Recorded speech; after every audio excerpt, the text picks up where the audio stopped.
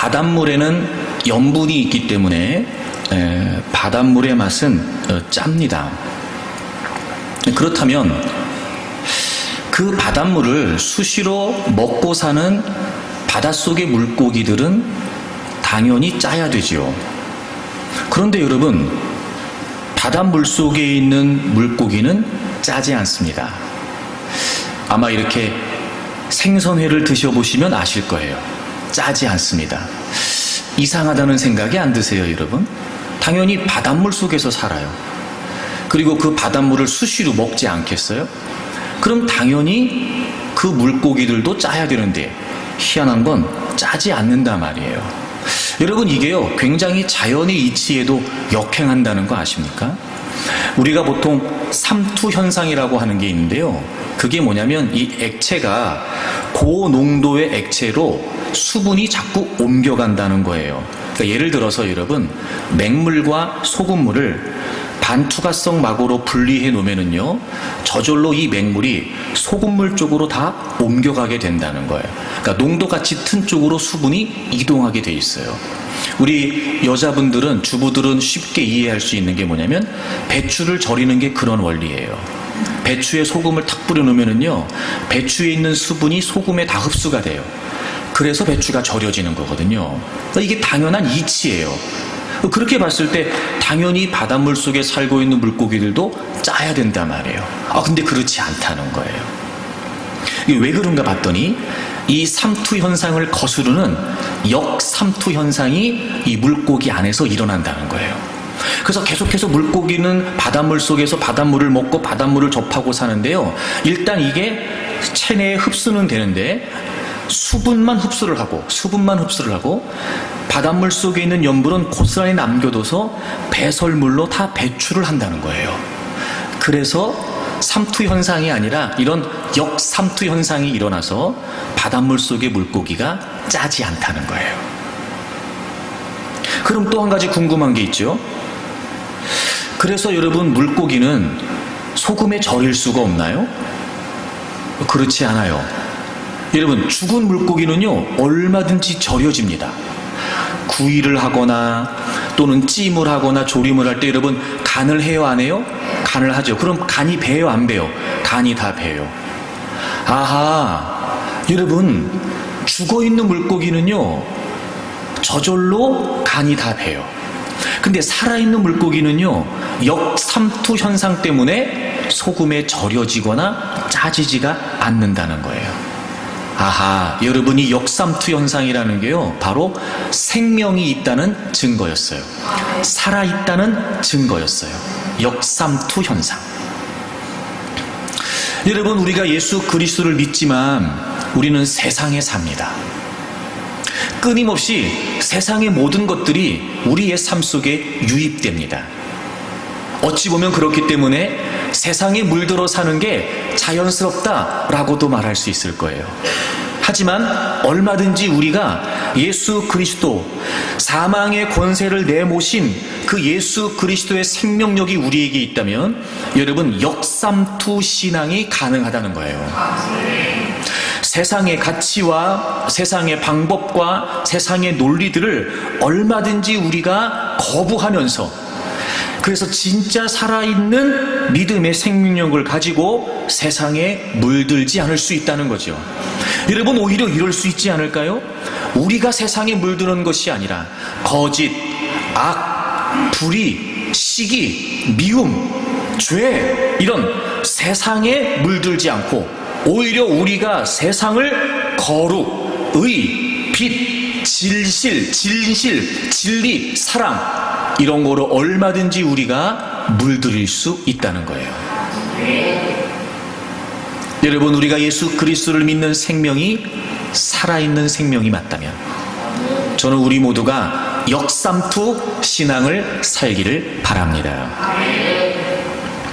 사복음서를 통해서 보게 되면 예수님께서 교회라고 하는 말을 3번 언급하십니다.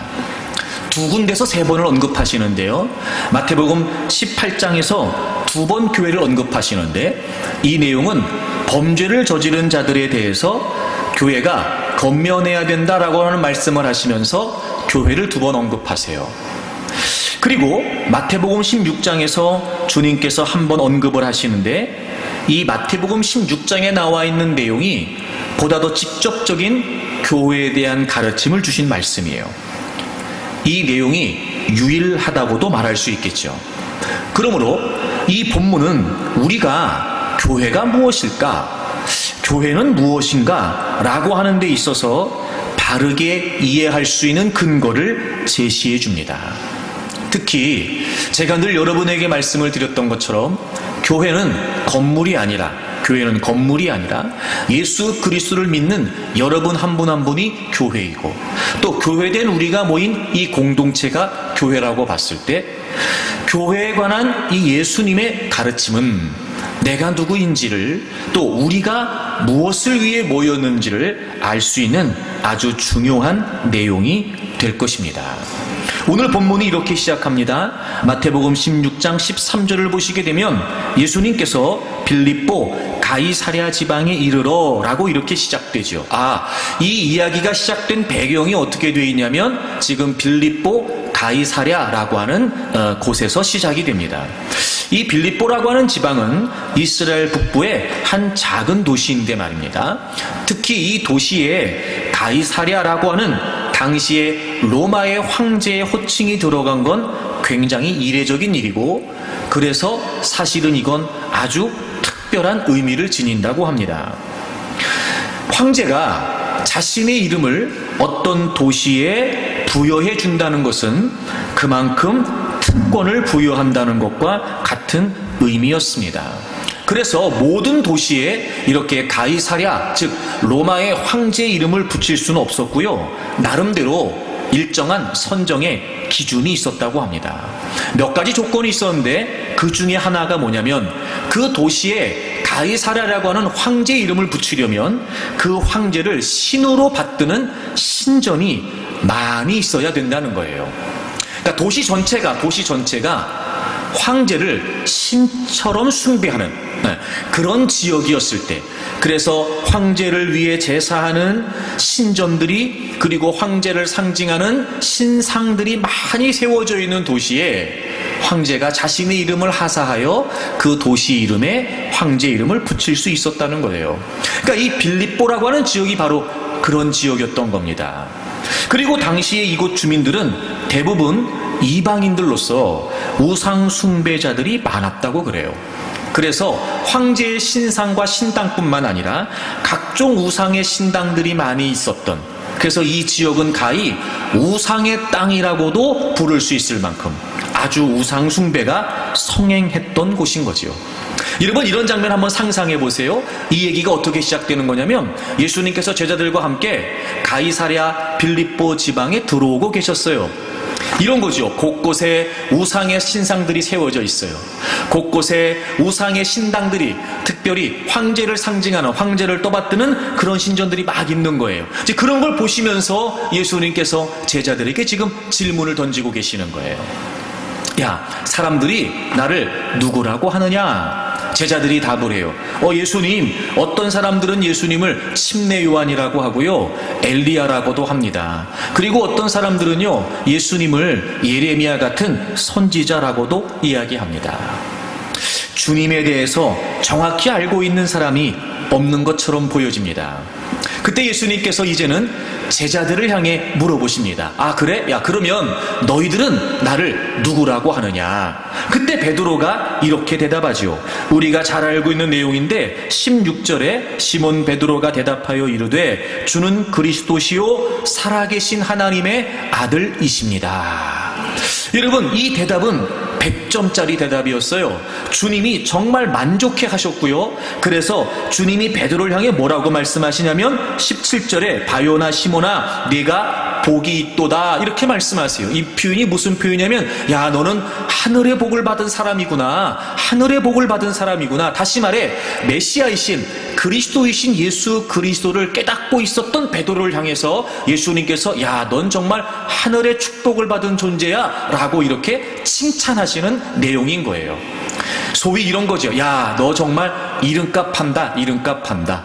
그리고 주님께서 굉장히 기뻐하시는 마음으로 야, 너의 그 고백이, 나를 향한 그 고백이 정말 반석과도 같다. 그래서 내가 교회를 세우겠다. 이렇게 말씀하세요. 여기에서 교회라고 하는 의미는 부름받았다 혹은 불러냈다 라고 하는 의미를 갖습니다. 이런 거죠. 예수님께서 베드로가 예수님 자신을 메시아라고 인정했더니 그 베드로를 향해서 교회를 세우시겠다고 말씀하신 거예요. 예수 그리스도를 믿는 자에게, 예수 그리스도를 따르는 자신의 백성에게 예수님께서는 교회를 세우겠다고 말씀하신 거예요. 여러분, 교회가 그렇습니다. 바로 예수 그리스도를 믿는 자들을 부르셔서 그들을 불러내셔서 주님을 따르는 자들로서 주님의 백성으로 세우시겠다는 것, 그런 자들을 연합하여 주님의 몸된 교회 공동체를 만드시겠다는 것, 그것이 바로 주님이 교회를 세우시겠다고 하는 의미였습니다. 바로 이 예수님과 베드로의 대화 속에서 교회가 무엇인지에 대한 분명한 해답이 담겨져 있습니다. 여러분, 예수 그리스도를 구주와 주님으로 믿는 여러분 한 분 한 분은 교회입니다. 그리고 우리가 모인 이 모임은 교회입니다. 교회된 우리가, 교회로 모인 우리가 과연 누구이며 왜, 무엇을 위해 모인 걸까요? 우리가 교회 창립 38주년 주일을 앞두고 함께 기도했고, 그리고 계속해서 말씀을 나누는 가운데 과연 교회가 무엇일까? 내가 교회이고 내가 하나님의 교회 공동체의 일원이 되었는데 과연 우리는 누구이며 무엇인가? 여러분, 오늘 말씀을 통해서 보다 더 구체적으로 과연 교회된 나는 누구이며 우리가 교회로 모인 의미가 과연 어디에 있는지 함께 말씀을 나누려고 합니다. 여러분, 저는 우리 교회가요, 교회된 여러분들이요, 오늘 예수님께서 하신 이 말씀을 통해 정말 성경적인 바른 교회로 세워져 가기를 원합니다. 저는 늘 그 고민이었습니다. 아니, 저에게 한 가지 소원을 묻는다면 저는 딱 그거 하나예요. 우리 한국중앙교회가 건강한 교회로, 정말 우리 한국중앙교회 여러분 모두 한 분 한 분이 정말 건강한 신앙인으로, 건강한 그리스도인으로 세워지는 것, 여러분 늘 그 고민이 저에게 있었습니다. 물론 지금도 마찬가지입니다. 때론 여러분 그 고민에 관해 기도하며 주님이 주시는 지혜를 얻기를 원할 때마다 건강한 교회는 과연 어떤 교회로서 세워져 가야 되는 것일까, 여러 가지 많은 상황에 고민이 될 때마다 여러분 늘 저는 이 말씀을 마치 출발점인 것처럼 또다시 보고 또다시 살피고 또다시 생각하고, 여러분 그렇게 했던 말씀이 바로 이 마태복음 16장의 말씀이었습니다. 우리가 함께 말씀을 나누는 가운데 여러분은 또 여러분 스스로 하나님께서 이 교회 공동체에 부르신 여러분들을 향하신 하나님의 음성을 오늘 이 말씀을 통해서 깨우칠 수 있기를 바랍니다. 그리고 여러분, 우리가 이제 정말 건강한 교회, 좋은 교회, 여러분 누가 봐도 참 정말 한국중앙교회는 교회답다라고 말할 수 있을 만큼, 한국중앙교회 다니는 저분들은 정말 교인답다라고 말할 수 있을 만큼, 여러분 그렇게 우리가 교회로서의 면모를 멋지게 갖추고 이 땅에 존재하는 교회로서의 역할을 충실히 감당하는 우리 모두가 되기를 바랍니다. 첫째, 주님께서 교회 존립의 근거에 관해 말씀하시는데요, 특별히 저에게 가장 크게 와닿았던 대목이 뭐였냐면, 여러분 18절에 베드로의 신앙 고백을 들으시고 주님이 이렇게 말씀하세요. 또 내가 내게 이르노니 너는 베드로라, 내가 이 반석 위에 내 교회를 세우겠다라고 말씀하세요. 내가 세운다라고 말씀하세요. 내가 세운다. 여러분, 제가 늘 우리 교회가 어떻게 하면 좀 건강한 교회가 좀 될 수 있을까 고민할 때마다 참 무겁습니다. 때론 여러분 그 고민 때문에 막 버겁기도 해요. 이 짐을 좀 내려놓고 싶다 싶은 마음도 듭니다. 근데 그때마다 저에게 위로가 되고 힘이 되는 대목이 바로 이 대목이고요, 그때마다 저를 다시 깨우치게 하는 대목이 바로 이 대목이에요. 건강한 교회를 세우는 건 목사가 하는 일이 아니고, 건강한 교회를 세우는 건 교우들이 하는 일이 아니고 주님께서 하시는 일이라는 거예요. 주님께서 세우신다. 여러분 이런 거니까 주님, 우리 교회가 세워지는 주체는 바로 주님이십니다 라고 하는 걸 우리가 알아야 된다는 거예요. 다시 말하면 건강한 교회는 뭐예요? 어떤 교회예요? 주님께서 친히 세워가시는 교회가 바로 건강한 교회였다는 거예요. 여러분 좋은 교회가 어떤 교회예요? 사람 나름대로의 의도를 가지고 세우려고 하는 교회가 아니라 사람들끼리 모여서 사람들의 모임으로 세워가는 교회가 아니라 여러분 건강한 교회, 좋은 교회, 성경적인 바른 교회는요 주님께서 세우시는 교회예요. 주님께서 세우시는 교회. 여러분 우리가 늘 우리 교회를 세우시는 분이 주님이시다 라고 하는 사실을 잊지 않았으면 좋겠습니다. 그러니까 주님은 주님의 교회를 세우신다고 하셨단 말이에요. 주님께서 세우시겠다. 그럼 이제 우리는 이거를 이렇게 이해할 수 있어야 돼요. 주님께서 세우시도록 해야 돼요. 주님께서 세우시도록. 그래서 우리는 늘 주님께서 세워주셔야 된다는 걸 잊지 않아야 돼요. 그래서 여러분 교회가 여러분 한 분 한 분이 정말 교회로서 여러분 한 분 한 분이 세워져 가기를 원한다면 주님이 세워주셔야 됩니다. 주님이 세우실 수 있도록 제가 주님 앞에 있습니다. 여러분 이런 마음으로 우리가 주님 앞에 있어야 돼요. 그래서 늘 우린 기도해야 됩니다. 하나님 제가요 교회로서 주님께서 세우시는 교회로서 세워져 가기를 원합니다. 주님 저를 좀 세워주세요. 주님이 좀 든든히 세워주세요. 주님이 좀 가꾸어 주세요. 제가 제 인생을 세우려고 하지 않도록, 제가 이 교회를 세워가려고 하지 않도록 주님이 교회의 주체라고, 세우시는 주체라고 하셨으니 주님 저를 좀 세워주세요. 이렇게 여러분 주님이 세우시도록 우리가 늘 있는 모습 그대로 겸허히 주님 앞에 있기를 바랍니다. 그러면 여러분 주님께서 내가 세우겠다고 하셨는데 그럼 주님께서 도대체 무슨 근거로 교회를 세우시냐 말이에요. 무슨 근거로? 그러니까 우리는 주님이 세우시는데 그럼 우리는 뭘 해야 되냐 말이에요. 우리는 그래서 주님께서 이렇게 말씀하시죠. 여러분 다시 18절을 보시면요, 내가 교회를 세우는데 이 반석 위에 세운다 하셨어요. 이 반석 위에. 여러분 이 반석이라고 하는 말은 바로 베드로가 했던 신앙 고백이에요. 16절 주는 그리스도시요 살아계신 하나님의 아들이십니다 라고 한 주님을 향한 베드로의 그 신앙 고백 위에 주님께서 내 교회를 내가 세우겠다라고 말씀하신 거예요. 그러니까 여러분 주님이 세우시는데 주님이 교회를 세우시는 근거가 뭐냐면 바로 각 개인의 신앙 고백인 거죠. 신앙 고백인 거예요. 여러분 교회가 어떻게 세워지는지 아십니까? 바로 주님이 그리스도 즉 구세주이시고 살아계신 하나님의 아들, 그분이 메시아이시라는 것, 그분이 우리의 구주이시고 그분이 우리의 주님이시라고 하는 그 신앙 고백 위에 예수님께서 교회를 세우시겠다는 거예요. 그러니까 여러분 우리가 정말 주님이 교회를 세워가시도록 힘쓰는 일은 뭐냐면 바로 이 주님을 향한 신앙 고백, 이 믿음의 고백을 분명히 하는 겁니다. 분명히. 끊임없이 다양하게 변해가고 다양한 여러 가지 많은 상황들이 주어지는 우리의 삶 속에서 정말 우리가 교회로서 존재하기를 원한다면, 우리가 모임이 정말 건강한 교회 공동체로 세워지기를 원한다면 여러분 우리는 언제나 이 주님을 향한 신앙 고백이 든든히 있어야 된다는 거예요. 분명한 교회의 기초, 분명한 교회의 근거는 바로 베드로의 신앙 고백이었습니다. 예수님께서 교회를 세우시는 유일한 근거는 바로 주님께서 세우시는 교회가 분명히 서야 하는 터전은 분명한 신앙 고백이었습니다. 그러므로 여러분 우리 교회는 건강한 교회가 되고 좋은 교회가 되고 정말 교회로서의 모습을 갖추기를 원하면 여러분 우리는 어떤 상황에서도 이 주님을 향한 신앙의 고백이 흐트러져서는 안 됩니다. 이 분명한 신앙 고백이 흐려져서도 안 됩니다. 그것이 흔들리지 않아야 여러분 주님께서 그 신앙 고백 위에 교회를 세우신다는 거예요.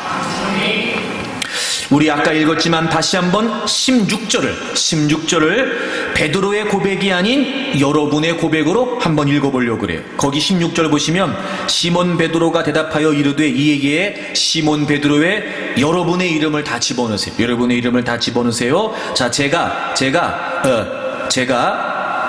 15절을 읽을 거예요. 제가 15절을 읽을 테니까 여러분들은 16절에 시몬 베드로 대신 여러분의 이름을 집어넣어서 읽으시면 돼요. 자, 15절을 제가 읽을게요. 이르시되 너희는 나를 누구라 하느냐. 한기용이 대답하여 이르되 주는 그리스도시요 살아계신 하나님의 아들이시니이다. 아멘. 여러분이 분명한 신앙 고백, 어떤 상황에서도 그리고 어떤 형편에서도 여러분 흔들림 없이 흐려지지 않도록, 흐트러지지 않도록 여러분 주님을 향한 신앙 고백이 든든해야, 분명해야 주님께서는 교회를 세우시는 것입니다.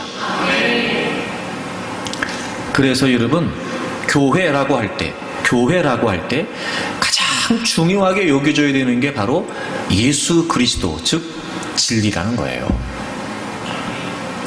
그래서 여러분 우리의 이 신앙 고백 위에 주님께서 교회를 세우신다라고 하는 사실을 잊지 말고 이 분명한 신앙 고백이 흔들리지 않기 위해 힘써야 됩니다. 여러분이 성경을 하나 찾아볼까요? 디모데전서 3장을 찾겠습니다. 여러분이 잘 아시는 것처럼 이 디모데전서 후서는 바울 사도가 기록한 목회 서신이라고 합니다. 그러니까 에베소의 지역에 있는 교회에서 목회를 하고 있었던 디모데에게 바울 사도가 이렇게 목회를 하면 좋겠다라고 하는 사실을 기록해서 편지로 보낸 것이 바로 이 디모데전서 후서예요. 14절을 보겠습니다. 3장 14절. 내가 속히 내게 가기를 바라나 이것을 내게 쓰는 것을. 그러니까 바울은 디모데가 목회하는 곳으로 늘 가고 싶어 했어요. 근데 사정상 여의치 않아서 갈 수가 없었고 이제 편지를 쓴다는 거예요. 그래서 15절에 뭐라고 말해요? 만일 내가 지체하면 너로 하여금 하나님의 집에서 어떻게 행하여야 할지, 그러니까 어떻게 교회를 이끌어 가야 될지, 어떻게 교회를 이루어 가야 될지에 관해 알려주겠다는 거예요. 그리고 이 집은, 여러분 여기에서 집은 장소를 말하는 것이 아니라 뒤에도 나오지만 하나님의 집이라고 되어 있어요. 하나님의 교회라고 되어 있죠. 바로 이 집은 뭐냐면 예수 그리스도로 말미암아 구원받은 하나님의 사람들이 모인 모임, 한 사람 한 사람의 그리스도인과 그 그리스도인들이 모인 공동체를 말해요. 즉 교회를 말합니다. 이 집은 살아계신 하나님의 교회요, 그리고 진리의 기둥과 터다, 이렇게 얘기했어요. 교회가 뭐냐? 바로 진리의 기둥과 터라는 거예요. 교회된 여러분 한 분 한 분이 누구냐? 바로 진리의 기둥과 터라는 거예요. 여러분 교회인 우리가 모인 이 교회 공동체가 뭐냐? 바로 진리의 기둥과 터라는 거예요.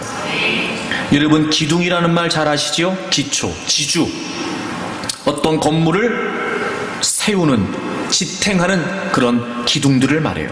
터는 뭐냐면 여러분 건물이 그냥 세워질 수 없잖아요. 건물이 세워지려면 어떻게 해야 되죠? 그 건물을 받쳐주는 땅이 필요하죠. 대지가. 그래서 여러분 얼마나 여러분이 대지가 중요한지, 하여튼 여러분 이 기초 작업을, 이 토목공사를요 오래도록 아주 신중하게 그리고 세밀하게 합니다. 꼼꼼하게 합니다. 왜? 그래야 그 튼튼한 대지 위에, 그 기초 위에 건물이 세워질 수 있기 때문에 그래요. 바로 이게 그런 의미예요. 그러니까 우리의 역할이 뭐냐? 진리, 예수 그리스도, 바로 이 복음의 진리가 확고하게 설 수 있도록 우리가 떠받드는, 지탱하는 역할이 바로 교회의 역할이라는 거예요. 여러분 우리가 이 땅에 존재하면서 진리를 부정하고 예수 그리스도를 인정하지 않고, 특별히 여전히 죄와 사단의 권세 가운데 있는 죽어있는 영혼들을 향해서 여러분 우리는요 예수 그리스도가, 즉 복음이 진리라고 하는 사실을 명확히 보여줄 수 있도록 흔들림 없이 그 진리의 기둥과 터가 되어 견고히 서 있어야 된다는 거예요. 바로 그 반석 위에 주님께서 교회를 세우시겠다고 말씀하셨습니다. 그러므로 교회가 든든해질 수 있는 비결, 여러분 교회된 우리가 더 확고하게 서 있을 수 있는 비결, 여러분, 그건 예수 그리스도가 구주이시고 주님이시라고 하는 이 분명한 복음의 진리를 확고하게 하는 것입니다. 저는 여러분들이 복음의 가치와 정체성이 늘 선명해지기를 바랍니다. 흐트러지지 않았으면 좋겠어요. 여러분, 세상에 살면서 물들어가면서 이 복음의 분명한 진리가 흐려지지 않았으면 좋겠어요. 그래서 여러분, 우리가 늘 다른 건 몰라도 내가 교회된 내가 진리의 기둥과 터가 되어야 됩니다. 우리 교회 공동체가 든든히 설 수 있는 근거는 바로 진리이다, 예수 그리스도이다 라고 하는 사실을 잊지 말고 우리 교회가 정말 건강한 교회로, 좋은 교회로 세워져 가기를 위해 우리가 모든 상황에서 이 신앙의 고백, 예수 그리스도가 구주가 되시고 주인 되신다라고 하는 이 신앙 고백이 늘 우리에게 분명해지기를 바랍니다. 이렇게 교회를 내가 세우시겠다, 주님께서 세우시겠다고 말씀하세요. 그리고 여러분, 다시 본문으로 돌아오시면 주님께서 교회관에 또 이렇게 말씀하세요. 18절에 내가 이 반석 위에, 그리고 그냥 교회를 세운다 이렇게 말씀하지 않으시고 내 교회를 세운다 이렇게 말씀하세요. 내 교회를 세운다. 그러니까 주님께서 교회를 세우시는데 주님께서 세우시는 그 교회는 누구의 교회라는 거예요? 주님의 교회라는 거예요. 주님의 교회. 여러분, 교회의 존재 근거 중에 또 하나가 뭐냐면, 존재 근거 중에 또 하나가 뭐냐면, 여러분, 교회는 바로 주님이 주인이시라는 거예요. 주님의 교회, 주님의 교회. 그러니까 주님께서 교회를 세우시는 거니까 세우시는 주체도 주님이세요. 그리고 주님께서 세우시는 그 교회의 주인도 누구시냐면 바로 주님이세요. 주님이세요. 내가 내 교회를 세운다라고 말씀하시는 거예요. 여러분, 우리가 건강한 교회로 세워지기를 위해 여러분 한 분 한 분이 정말 교회로서 든든히 서가기 위해 우리가 꼭 기억해야 될 사실이 뭐냐? 여러분, 우리의 주인은, 교회된 우리의 주인은 바로 주님이시라는 거예요. 그런 걸 보면 여러분, 교회의 주인이 주님이시라는 걸 보면 교회의 주인은 절대로 사람이 돼서는 안 된다는 거예요. 하여튼 여러분, 사람은요 교회의 주인 노릇하지 못하게 해야 됩니다. 여러분, 여러분이 여러분 거라고 주장하지 못해야 됩니다. 그 누구라도, 여러분 목사라도, 여러분 이 교회 개척 멤버라도, 이 교회 오래된 사람이라도 절대 사람은 교회의 주인 노릇해서는 안 됩니다. 오직 우리 교회 공동체의 주인은 주님이세요. 여러분, 이게 무슨 의미일까요? 주님이 교회의 주인이시라는 게 무슨 의미일까요, 여러분? 그러므로 우리는요, 교회를 우리가 이용하려고 하면 안 됩니다. 주님께서 내 교회라고 하셨어요. 그래서 절대로 사람이 주인 되면 안 돼요. 즉, 사람들이 교회를 자신의 의도와 자신의 목적을 따라 이용해서는 안 된다는 거예요. 여러분, 우리가 예수 그리스도를 구주와 주님으로 믿습니다. 그 분명한 신앙 고백 위에 이제 우리가 모였습니다. 다른 건 다 상관없습니다. 배경이 달라도, 성별이 달라도, 사는 게 달라도, 배운 게 달라도, 생각이 달라도 다 상관없어요. 딱 하나, 예수 그리스도가 구주이시며 주님이시라고 하는 사실이 분명하다면 이제 우리는 다 교회 공동체로 모일 수 있습니다. 그런데 우리의 이 모임은 바로 주님이 주인이시기 때문에 그 누구도 자신의 유익을 따라, 자신의 의도를 따라, 자신의 이익을 따라 교회 공동체를 이용해서는 안 된다는 거예요. 그러니까 여러분, 교회의 존재의 근거는 하여튼 철저하게 주님의 교회가 돼야 되는 거예요. 주님의 교회가. 그리고 그 교회가 든든히 세워져 갈 수 있는 비결은 바로 우리의 신앙 고백이 분명해야 된다는 거예요. 분명해야 된다는 거예요. 그럴 때 여러분, 그 교회는 건강한 교회로, 튼튼한 교회로 확고하게 세워져 갈 수 있습니다. 그럼 여러분, 주님께서 내 교회를, 주님께서 주님의 교회를 세우시는 이유가 있지 않겠어요? 이제 교회의 존재의 근거가 뭔지를 우리가 알았다면 이제 궁금할 수밖에 없어요. 아, 그럼 주님이 왜 교회를 세우신 거지? 아, 그럼 주님이 왜 교회를 주님의 교회라고, 사람의 교회가 아닌 주님이 주인 되신 교회라고 왜 말씀하시는 걸까? 여러분, 주님이 왜 그렇게 교회를 세우셨는지에 관해 이제 주님은 교회의 존재, 목적에 관해서도 말씀하세요. 자, 여러분, 19절을 보겠습니다. 19절. 그 베드로의 신앙 고백을 들으시고 예수님께서 교회를 세우겠다고 말씀하세요. 그리고 19절에 내가 천국의 열쇠를 네게 준다 라고 이렇게 말씀하세요. 천국의 열쇠를 네게 준다. 내가 땅에서 무엇이든지 매면 하늘에서도 매일 것이요 내가 땅에서 무엇이든지 풀면 하늘에서도 풀리리라 라고 이렇게 말씀하시네요. 아, 예수님께서 베드로에게 신앙 고백을 들으시고 내가 내 교회를 세울 거야 라고 말씀하시더니 천국 열쇠를 너에게 준다 이렇게 말씀하세요.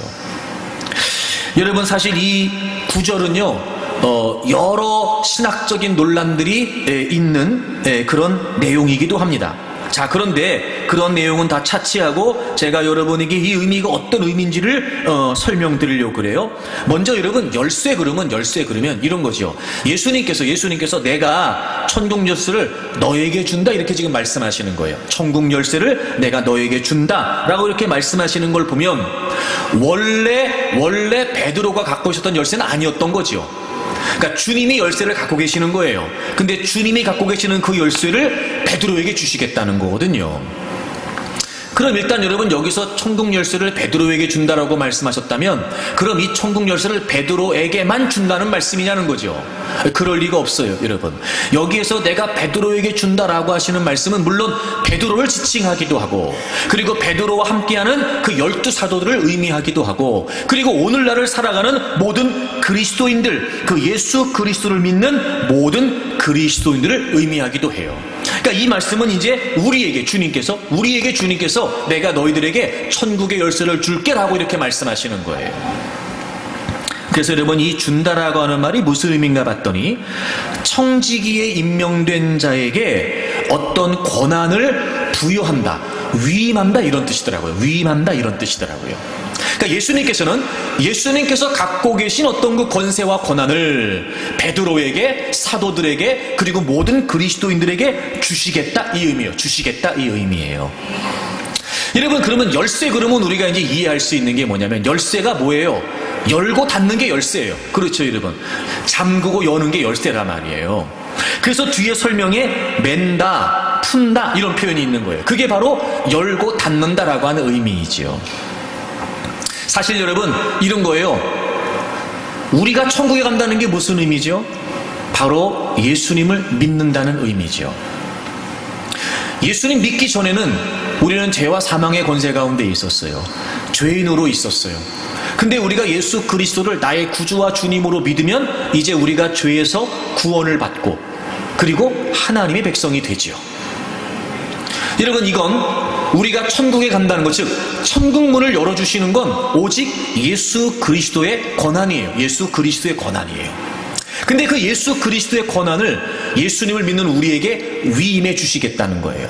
그래서 여러분, 우리가 마음대로 천국 문을 열고 닫는다 이 의미가 아니라 예수님께서 천국 문을 열고 닫는 권세를 우리에게 주신다는 건 바로 그 예수 그리스도를 믿을 수 있는 천국의 복음, 예수 그리스도께서 유일한 구세주가 되신다라고 하는 이 분명한 천국의 복음, 여러분, 그것이 천국의 열쇠가 되고 그것을 예수님께서 예수 그리스도를 믿는 우리에게 주시겠다, 위임하시겠다라는 의미는 바로 그 천국 복음을 우리에게 전파하라고 하시는 거였어요. 그래서 실제로 여러분, 베드로는요 복음을 전하게 되죠. 그리고 여러분, 12사도들도요 가는 곳마다 복음을 전하고 교회를 세웠단 말이에요. 그리고 계속해서 우리에게까지 복음이 이어져 내려오게 되었던 것은 바로 그 수많은 그리스도인들이 때로는 여러분 목숨을 걸고, 때로는 여러분 땀과 눈물을 흘려가면서 이 천국 복음을 전해왔기 때문에 오늘날 우리에게도 복음이 증거될 수 있었던 거죠. 그렇게 위임된 천국 복음의 권세가 오고 오는 많은 세대를 통해, 그리고 앞으로도 영원히 하나님의 나라가 완성되는 그 순간까지 여러분, 우리는 이 천국의 복음을 전해야 되는 하나님의, 그리고 예수 그리스도의 권세가, 그리고 예수 그리스도의 명령이 위임되어 있다는 거예요. 하나님을 알지 못하는 자, 아직 구원을 알지 못하는 자, 여러분, 그들을 매여있는 권세에서 풀어줄 수 있는 열쇠가 바로 저와 여러분에게 있어요. 우리는 천국의 복음을 들었고, 그 천국의 복음을 믿고 있고, 그래서 그 천국의 소망을 갖고, 그리고 하늘의 축복을 안고 살아가고 있잖아요. 여러분, 그들을 그 권세에서 끌어내줄 수 있는, 열어줄 수 있는, 해결해줄 수 있는, 풀어줄 수 있는 이 천국 복음이라고 하는 열쇠가 바로 저와 여러분에게 주어져 있다는 거예요. 여러분, 그래서 주님께서 내 교회를 세우신다고 말씀하시면서 교회를 세우신 목적을 분명히 하신 거예요. 우리 모두가 교회 공동체로 존재하는 목적, 여러분 한 분 한 분이 여러분의 삶의 현장에서 교회로 존재하는 목적, 여러분, 그건 바로 우리에게 천국 열쇠가 주어져 있기 때문에 여전히도 사망의 권세에, 여전히도 지옥의 권세에, 영원한 죽음의 권세에 갇혀있는 자들, 여러분, 그들은 문을 열 수 없어요. 그들에겐 열쇠가 없단 말이에요. 여러분, 우리만 열어줄 수 있어요. 바로 그것이 교회의 존재의 목적이 된다는 겁니다. 사실 여러분, 주님이 이것 때문에 오셨어요. 이것 때문에 오셨다고요. 즉 하나님의 나라, 이 천국 복음 때문에 주님이 이 땅에 오셨어요. 그래서 주님은요, 시작부터 공생의 사역을 시작하실 때부터 공생의 사역을 마치실 때까지 끊임없이 하나님 나라에 관해서 말씀하셨어요. 여러분, 성경을 좀 찾아보려고 그래요. 마가복음 1장 15절, 마가복음 1장 15절. 예수님께서 공생의 사역을 시작하시는 대목이에요. 침례 요한이 예수님보다 먼저 태어나게 되죠. 그리고 예수님에 관해 전하게 돼요. 그리고 예수님께서 침례 요한에게 침례를 받으시고, 그리고 광야에서 40일을 금식하세요. 그리고 이제 공생애를 시작하시잖아요. 14절. 요한이 잡힌 후 예수께서 갈릴리에 오셔서 하나님의 복음을 전파하세요. 이르시되 때가 찼고 하나님의 나라가 가까웠으니 회개하고 복음을 믿으라 하시더라, 이렇게 돼 있어요. 여러분, 공생의 사역을 시작하시면서 예수님이 무슨 얘기하셨어요? 하나님의 나라, 하나님의 복음, 바로 이 천국 복음을 선포하시면서 사역을 시작하셨어요. 그리고 예수님의 모든 사역은 바로 그거였어요. 죄인들을 구원하시는, 천국의 복음을 전하시는 것이 바로 예수 그리스도의 사역의 목적이셨어요. 여러분, 그거 아십니까? 예수님이 십자가에서 죽으시고 3일 만에 부활하시죠. 그리고 40일 동안 마지막 이 땅에 계세요.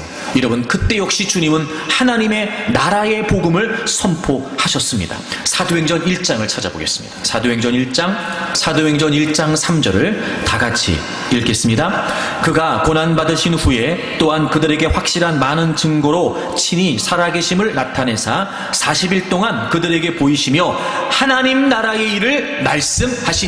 아멘. 여러분, 예수님께서 부활하시고 40일 동안 이 땅에 계시면서 수없이 많은 사람들에게 보여주셨어요. 근데 그 이유가 뭐였냐면, 단순히 예수님이 살아나셨다라고 하는 것을 보여주시기 위함 뿐만 아니라 그 40일 동안도 주님이 뭐 하셨다고요? 하나님 나라에 관해 말씀하셨다고요. 여러분, 시작과 끝이 뭐였어요? 하나님의 나라를, 하나님의 복음을 선포하시는 것이 바로 예수님이 하신 일이었어요.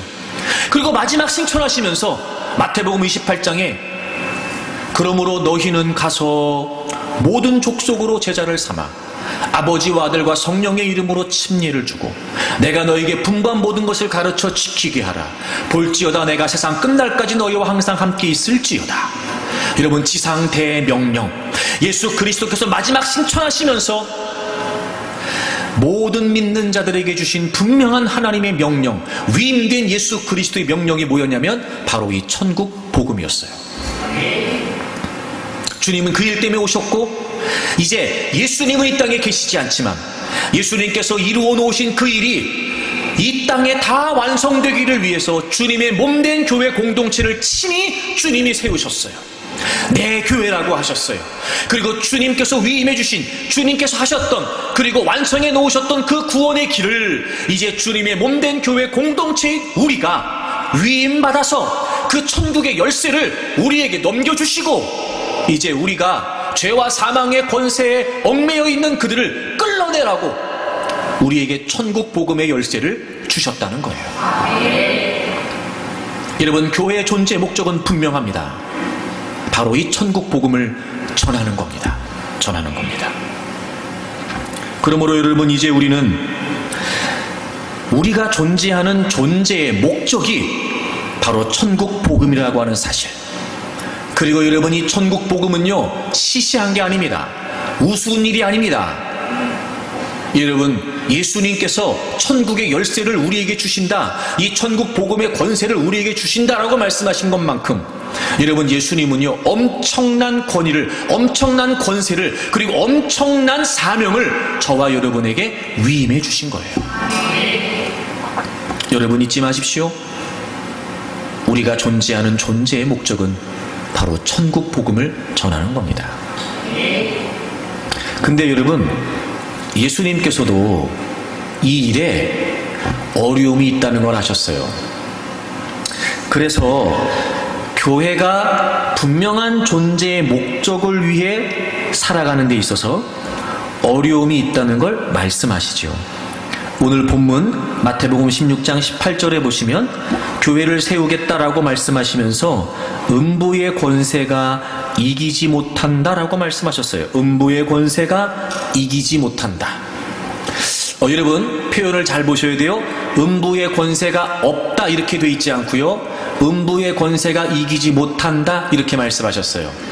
여러분, 그런 걸 보면 교회가 주님이 세우셨음에도 불구하고, 또 주님의 교회임에도 불구하고, 주님의 목적이 부여되어 있음에도 불구하고, 여러분, 주님의 교회에 도전하는 음부의 권세, 어둠의 세력의 도전과 공격이 있다는 거예요? 없다는 거예요? 있다는 거예요. 없다고 얘기하지 않으셨어요? 이기지 못한다고 하셨어요. 여러분, 그런 걸 보면 음부의 도전이, 음부의 공격이 있다는 거예요. 그러니까 주님이 그걸 아셨어요. 심지어는 여러분, 주님도 시험을 받으시는데 말입니다. 저는 그 대목을 볼 때마다요, 야, 진짜 사단은 감히 배 밖으로 나왔다 이런 마음 들지 않으세요? 여러분, 어떻게 예수님을 시험하냐 말이에요. 그죠? 그런 걸 보면 여러분, 우리가 뭘 듣게 되냐면요, 주저없이 원수마귀가 예수님이 하나님의 아들이신 걸 모를 리가 없는데, 그럼에도 불구하고 주저없이 예수님을 시험하는 정도라면 여러분, 우리는 어떻겠어요? 어찌 보면 여러분, 원수마귀는요, 우리를요 만만하게 보고 덤빌 겁니다. 만만하게 보고. 여러분, 주님에게도 덤비는데요, 주님에게도. 그런 여러분, 주님이 친히 시험을 겪으시면서 아셨기 때문에 주님의 교회이고 주님이 세우셨고 주님의 목적을 위임해 주셨으나, 역시나 그 천국 복음을 위해 우리가 살아가는 과정에 어둠의 세력이 도전할 거라는 걸 알고 계셨어요. 미리 알려주시는 거예요. 저도 여러분에게 미리 알려주는 거예요. 그러니까 아니 왜 이런 어려움이 있어요? 라고 얘기할 게 없어요. 어려움은 예상되는 거예요. 대신 음부의 권세가 이기지 못한다 라고 약속해 주셨어요. 여러분, 여기서 이 음부의 권세라고 하는 말은, 이 권세라고 하는 말이 문이라고 하는 의미예요. 문. 그러니까 대적의 문이 이기지 못한다, 즉 견디지 못한다는 거예요. 여러분 보세요. 자, 아까 제가 설명을 드렸습니다만, 여전히 죄와 사망의 권세 안에 갇혀있는 그들을 끌어내기 위해서, 풀어주기 위해서 예수님이 우리에게 천국의 열쇠를 주셨어요. 그러니까 원수마귀는 끊임없이 자신의 문을 딱 걸어 잠그고, 우린 열쇠를 갖고 있는데 원수마귀는 끊임없이 자신의 문을 딱 걸어 잠그고 그 문이 열리지 않도록 하기 위해 길을 쓸 거예요. 근데 여러분, 주님이 약속하셨어요. 우리에게 주신 천국의 열쇠를 가지고 얼마든지 우리가 열 수 있다는 거예요. 그러니까 음부의 문이, 대적의 문이 견디지 못한다는 거예요. 여러분, 반드시 열리게 돼 있고요, 반드시 무너지게 돼 있고요. 그래서 여러분, 우리가 천국 복음의 열쇠를 갖고 여러분 그 열쇠를 가지고 열기를 원하는 마음으로 우리가 힘쓴다면 반드시 그 어둠의 세력에 여전히도 갇혀있는 그 영혼들을 주님께서 우리에게 부여하신 이 천국 열쇠라고 하는 복음의 권세를 가지고 얼마든지 우리가 열어줄 수 있다는 거예요. 그런 걸 보면 여러분, 이런 양상이에요. 사단이 우리를 공격하는 게 아니고요, 우리가 공격하는 거예요. 그러니까 우리가 공격이고 사단이 수비예요. 그러니까 사단이 공격이고 우리가 수비가 아니고, 사단은 늘 문을 딱 걸어 잠그고, 여전히 예수님 믿지 않는 사람들, 예수님 믿지 못하도록 여전히 자신의 세력 가운데 가두어 놓고, 그 사망 가운데, 죽음의 권세 가운데 가두어 놓고 끊임없이 원수마귀는요 수비하는 거예요. 수비. 하여튼 여러분, 문을 몇 겹으로 쌓아놓고, 문이 한 번에 열리지 않도록 여러분 막 그렇게 해놓고, 튼튼하게 해놓고 막 하겠죠, 여러분. 그렇게. 근데 여러분, 공격은 우리가 하는 거예요. 열쇠를 누가 갖고 있어요? 우리가 갖고 있어요. 우리가. 이런 공격은 우리가 하는 거예요. 그리고 주님이 약속해 주셨어요. 대적의 문이 견디지 못할 거다. 음부의 권세가 있지만 이기지 못할 거다. 그러니까 누가 이긴다는 거예요? 우리가 이긴다는 거예요. 우리가 이긴다는 거예요.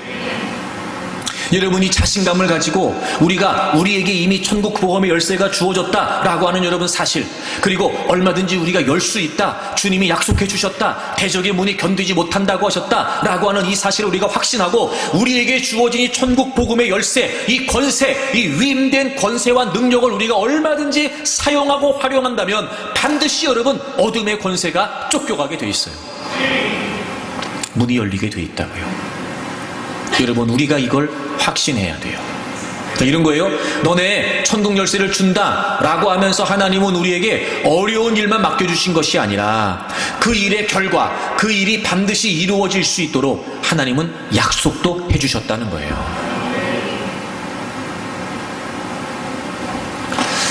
분명한 교회의 존재의 근거와 분명한 교회의 존재의 목적을 예수님이 말씀해 주셨어요. 바로 이 모습이 건강한 교회예요. 이 모습이 바른 신앙의 모습이에요. 이제 여러분, 주님이 우리를 교회로 세우시고 모으신 근거를 분명히 하고, 우리를 왜 모으셨는지 그 목적을 따라 우리에게 주어진 천국의 열쇠를 가지고 여러분, 이제 우리가 그 천국의 복음을 마음껏 활용하고 마음껏 증거하고 마음껏 선포한다면 반드시 대적의 문은 열려지게 되어 있어요. 여러분, 특별히 올해 전도 대상자 작정하고 여러분 주변에 가까운 분들 전도하려고 마음 먹고 기도하고 힘쓰는 거 여러분 포기하지 마십시오. 잊지 마세요. 우리가 공격하는 겁니다, 지금. 원수마귀가 공격하는 게 아니고요, 우리가 지금 공격하는 거예요. 그리고 열쇠가 여러분의 손에 들려져 있습니다. 그러니 복음의 능력을 믿으세요. 복음은 미련하지 않습니다. 복음은 어리석지 않습니다. 이런 복음은 능력이 됩니다. 그러니 여러분, 끊임없이 영혼을 위해 기도하면서 복음을 선포하고 복음을 전하세요. 반드시 그 영혼을 얽어매고 있는 대적의 문이 열릴 줄로 믿습니다. 그리고 우리가 그 일을 위해 여기에 있기 때문에 끊임없이 우리 교회 공동체는요, 하여튼 주님의 복음을 증거하기 위해 힘써야 된다는 겁니다. 그러면 주님이 약속해 주신 바를 따라 여러분, 우리가 천국의 열쇠를 가지고 복음의 열쇠를 가지고 열려고 할 때마다 저는 분명히 주님께서 열려지게 하실 줄로 믿습니다. 타임지의 기사로 실리면서 한때 굉장한 센세이션을 일으켰던 이야기 하나를 소개해 드리려고 합니다. 이집트 카이로에서 미라 한 구가 발견되는데 측정을 해보니까 약 3,000년 정도 지난 미라였다고 합니다. 그런데 그 미라를 발견하고 봤더니 그 미라의 손에 곡식 한 줌이 쥐어져 있었답니다. 3,000년 전에 죽었는데 그 미라의 손에 곡식 한 줌이 쥐어져 있었대요. 그 미라를 발견했다는 것보다 더 논란이 됐던 게 뭐냐면 과연 이 곡식이 생명력을 갖고 있을까 갖고 있지 못할까의 논란이었어요. 궁금한 표정을 좀 지어보세요. 궁금하지 않아요 여러분? 3,000년 된 미라가 발견됐는데 그 손에 여러분 곡식이 있었다니 말입니다. 그래서 야 이게 생명이 있을까? 아니야 다 죽어버렸을 거야. 아무 소용없을 거야. 막 서로 논란을 하다가 누군가 제안을 했어요. 아 그래? 그러면 그거 심어보자. 그러면 알 거 아니냐? 아 그래서 여러분 그 3,000년 된 미라의 손에 쥐어져 있었던 곡식을 심었답니다. 근데 여러분 놀라운 일이 벌어졌어요. 그 곡식의 70%가 싹을 틔웠다는 거예요.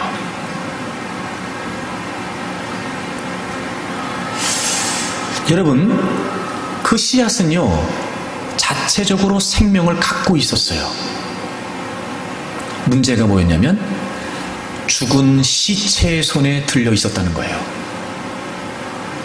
근데 생명력 있는 씨앗이 살아있는 땅에 심겨지니까 어마어마한 시간이 지났음에도 불구하고 도저히 불가능할 거다라고도 생각되는데 놀랍게도 여러분 싹을 틔웠다는 거예요.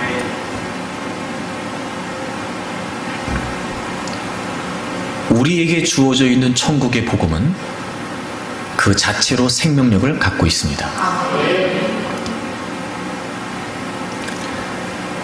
주님의 분명한 목적으로 세우신 우리 교회 공동체가 생명력을 잃어버리고 있다면 그 생명 있는 복음도 생명력을 상실하게 됩니다.